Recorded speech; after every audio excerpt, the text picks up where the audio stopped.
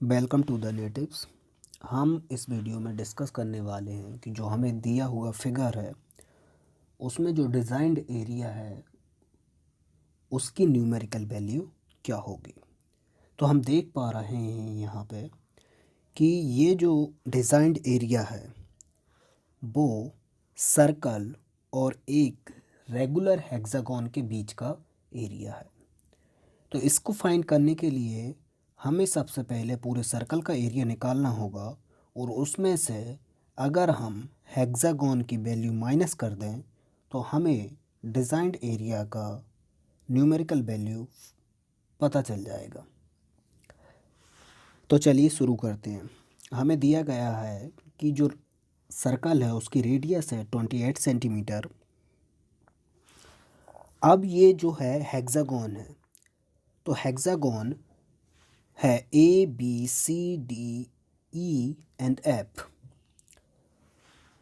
6 side हैं। तो हम अगर यहाँ से ओ से ए को कनेक्ट करें और ओ से बी को कनेक्ट करें थ्रू द रेडियस, तो हम देखेंगे कि ये दोनों रेडियस के बीच का जो एंगल बनेगा वो आएगा 60 डिग्री। एंगल जो आएगा वो आएगा 60 डिग्री। ऐसा क्यों? क्योंकि हमारे पास 6 साइड है और हम जानते हैं कि सर्कल जो है एक रिवॉल्यूशन में 360 डिग्री कवर करता है। तो यहाँ पर हेक्सागोन की हर साइड को कनेक्ट करने वाली रेडियस के बीच 60 डिग्री का एंगल होगा सारी। तो इससे हम हेक्सागोन का एरिया निकाल सकते हैं। तो सबसे पहले हम निकालते हैं एरिया ऑफ सर्कल। तो एरिया ऑफ सर्कल निकालने के लिए हो जाएगा वैल्यू एरिया ऑफ सर्कल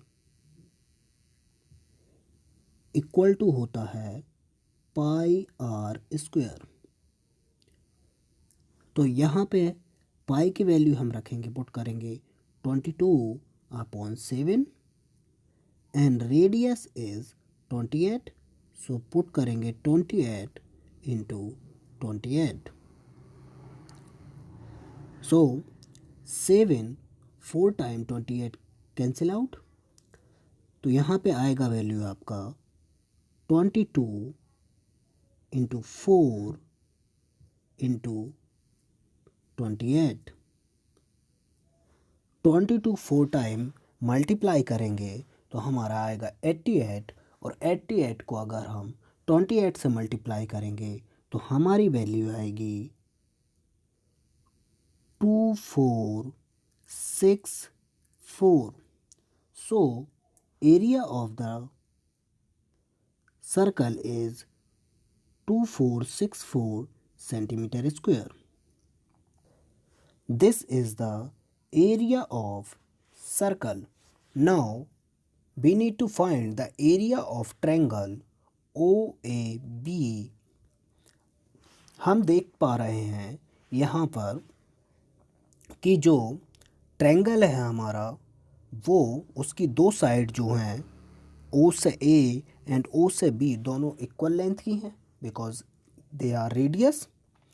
तो हम देख पाएंगे कि यहाँ जो एंगल बनने वाला है और ए पर एंगल और बी पर जो एंगल बनेगा वो दोनों एंगल इक्वल होंगे।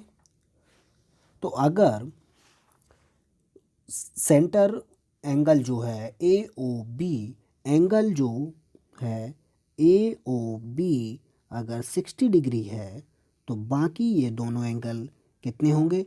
दोनों 120 डिग्री के होंगे और दोनों हाफ हाफ होंगे। तो angle A and angle B also a 60 degree angle. So we can say that this is equilateral triangle. Now we need to find out the area of this triangle. अब हमें area निकालना है triangle A O B का। उसे निकालने के लिए हम देखेंगे ये हमने बना लिया ट्रायंगल ओ ए बी और लेग ओ ए और ओ बी के बीच जो एंगल है वो है 60 डिग्री। तो एरिया ऑफ ट्रायंगल क्या होता है? एरिया ऑफ ट्रायंगल होता है, हम लिखेंगे एरिया ऑफ ट्रायंगल होता है half of base into height. तो यहाँ पे जो बेस है वो 28 सेंटीमीटर का है, क्योंकि सारे एंगल 60 डिग्री हैं तो सारे साइड भी 28 सेंटीमीटर के होंगे। तो बेस तो हमारे पास 28 सेंटीमीटर है, पर हमारे पास हाइट नहीं है। तो हाइट निकालने के लिए हमें क्या करना होगा? हमें ओ से ए बी पर परपेंडिकुलर अप्लाई करना होगा। अब हम देखते हैं कि यहाँ से लेके ये जो डिस्टेंस है ये 14 सेंटीमीटर हो जाएगी। अगर हम ओ एम परपेंडिकुलर अप्लाई करें तो हमारी ए से लेके एम जो हो जाएगी 14 सेंटीमीटर, और ओ से ए जो है हमारे पास वो हो जाएगी 28 सेंटीमीटर। तो हमें इसे निकालने के लिए पाइथागोरस थ्योरम का अप्लाई करना पड़ेगा। पाइथागोरस थ्योरम होती है हाइपोटेनियस का स्क्वायर इक्वल टू बेस का स्क्वायर प्लस परपेंडिकुलर का स्क्वायर। ये पाइथागोरस थ्योरम होती है। हमारे पास हाइपोटेनियस है, हाइपोटेनियस जस्ट सामने वाली साइड होती है 90 डिग्री एंगल के। तो ओ ए जो है हमारे पास हाइपोटेनियस है, एंड बेस हो जाएगा ए से एम, ए से एम हमारा बेस हो जाएगा इसका स्क्वायर, प्लस ओ एम हमारा परपेंडिकुलर है। तो हम रखेंगे यहाँ पे वैल्यू पुट करेंगे। ओ से ए जो है वो है 28 सेंटीमीटर, सो 28 का स्क्वायर, एंड ए एम जो है हमारा 14 सेंटीमीटर, दिस इज़ 14 का square, and O M value जो हाइट है हमारी ट्रायंगल की उसे हमें फाइंड करना है। Now square of 28 is equal to 7 at 4,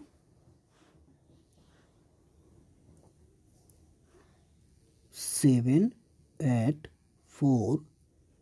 14 को हम ट्रांसफ़र करेंगे इस साइड तो आएगा माइनस में 196, 14 का square 196 equal to O M का स्क्वायर।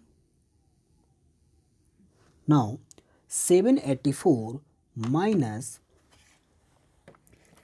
196 वैल्यू आएगा आपका 588, 588 जो कि इक्वल होगा ओ एम के स्क्वायर के।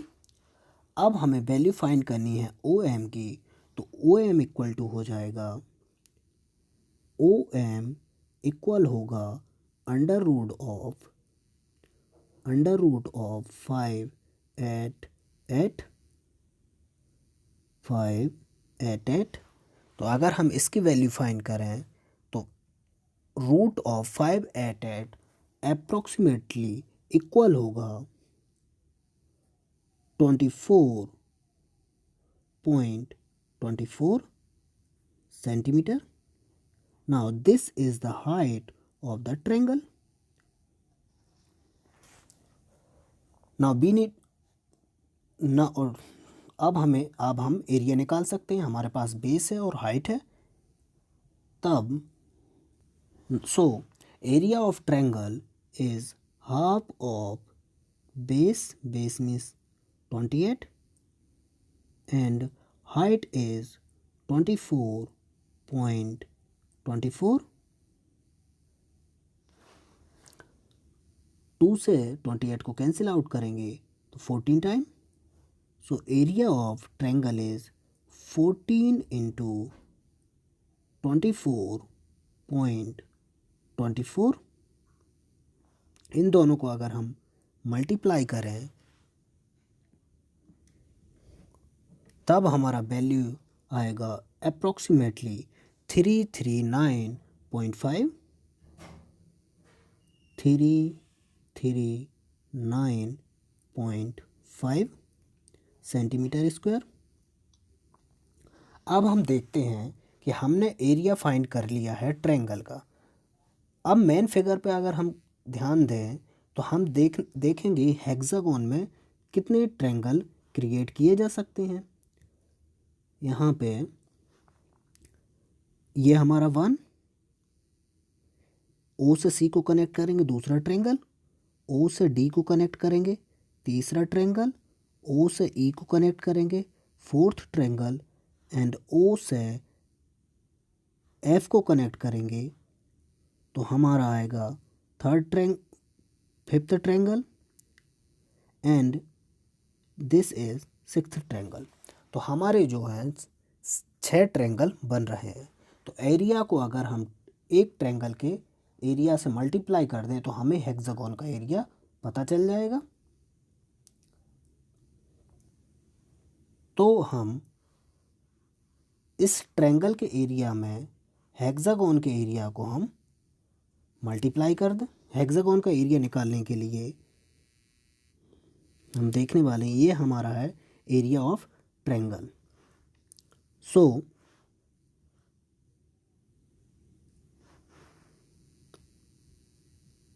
एरिया ऑफ हेक्सागोन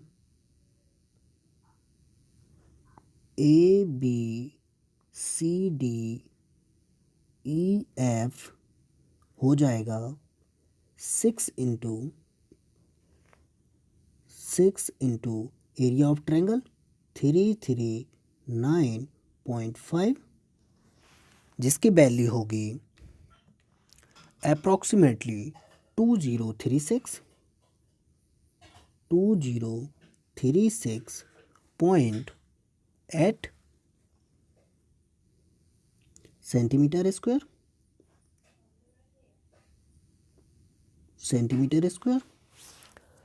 इस वैल्यू को अगर हम माइनस कर दें एरिया ऑफ सर्कल की वैल्यू से तो हमें एरिया ऑफ डिज़ाइन मिल जाएगा।